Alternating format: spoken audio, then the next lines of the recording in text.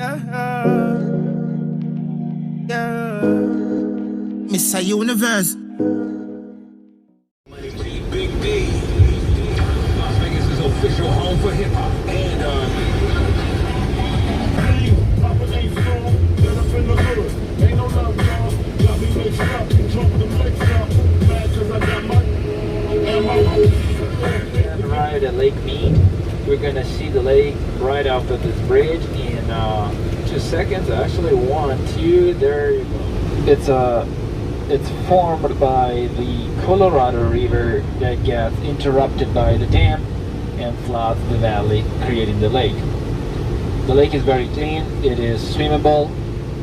A lot of people from Las Vegas spend here their weekend during the summer, jet skiing, kayaking, swimming. Actually, really nice. If you have the chance to visit Lake Mead, I would suggest you to go. Lake Mead also provides the water for Las Vegas and the neighboring cities. And since the population of Las Vegas especially has grown so much lately, more water has been pumped out of the lake and the water level went down a lot. I'll show you how much the water level went down actually in a few seconds. If you look on your left, you see the lake again, and you see a rock with the white bottom part. Well, the water used to cover the white bottom part of that rock right there, so considerable amount of water went out. Also, this freeway we're driving right now has only been built in 2001. Before then, the only way to go from Las Vegas to Arizona was to drive that road up on the hill in front of us, that windy road up there. It's a rather long road with a lot of turns. It goes up and down the hill, so it would have taken a really long time to go to Arizona. Fortunately, in 2001 they built this freeway, which made the drive much quicker and also pretty scenic.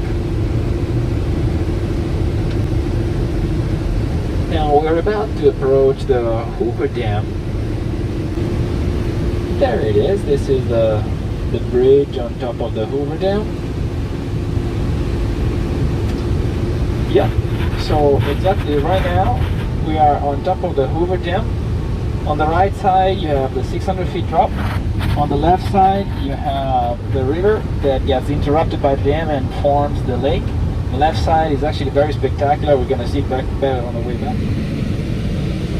You should be able to see the river that becomes lake, the dam itself, like over there, that's where they shot the movie Transformers. And that white wall on the rock, that's where the water level used to be. It used to be above the white line.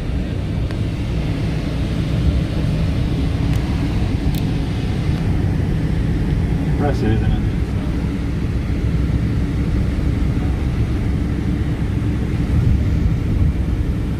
The river also marks the border between the two states. So now as we cross the river over the dam, we're also crossing the border, and we're now officially in Arizona. As the sign says, welcome to Arizona. Now, brakes. Front brake, right here. And rear brake, right there. See? Yeah, this can see.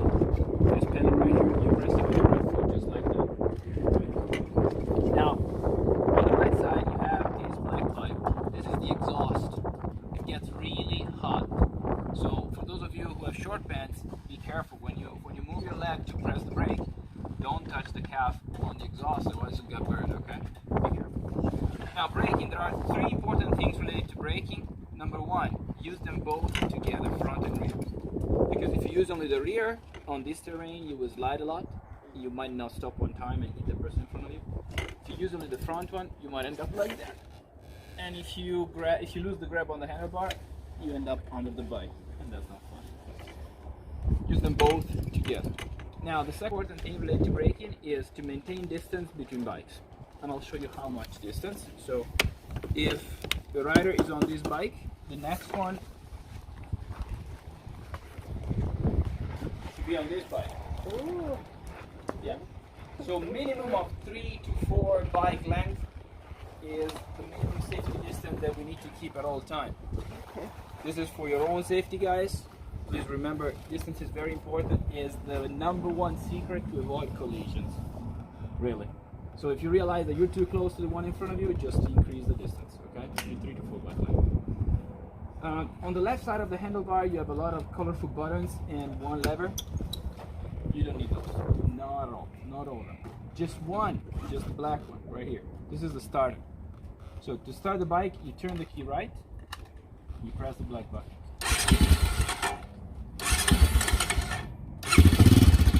You turn the bike off, you turn the key left. All right. Now you have seen that this bike, for example, didn't want to idle. See, that can happen. When the engine is cold, it happens. When you sit on the bike and we're ready to launch, you will see your bike might do that. No problem. This is happening all the times. When the engine gets warm, it won't happen again. So all you have to do, you just have to keep on pressing the black. A little bit of gas, release the black button. And you're good. After a while, see, it gets immediately better. Okay, so let's get to the hardest part for some of the riders, which is steering. And this is the hardest part because it is hard to steer with these things. It is pretty hard to turn. It doesn't come with power steering like cars do, so we cannot turn like that, unfortunately. We have to use our arms, all right, and we have to be strong. The only way to make these things turn is to turn the handlebar all the way.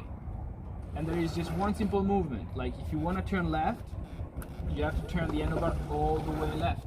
If you turn just a little bit, the bike will go straight. It won't turn. To turn all the way left, basically you have to use your arms. These arms pushes, these arms pulls. See? Push, pull. The other way, pushes, pulls. That's the secret. It is a little bit hard at the beginning. You get used to it right away. Also, don't floor the gas into the turn. Don't go turn it and full gas because the bike will roll. These bikes unfortunately roll over pretty easily, so be careful. Feather the gas in the turn, or even brake into the turn and gas out of the turn. Okay. You see these cones right here. This is the training course. We're gonna do a couple of laps here before going out in the desert. We're going to weave around the cones a couple of times. I'm going to take a look at you guys, see who needs some more guidance. I will put him right behind me, so as we go I can give him some tips and we can all pick up a faster pace as we go. Two more things. Do not use your cell phone while riding. It's dangerous. You need to keep your hand on the handlebar at all time when riding. When we stop, no problem. Take your phone out, pictures, videos. We will help you to get the pictures, not a problem. But when we ride, both hands on the handlebar.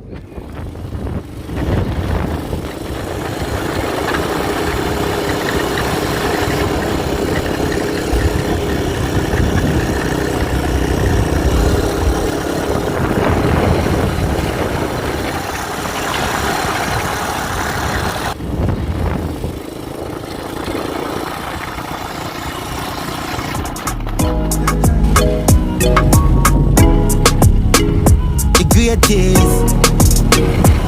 Yes, sir.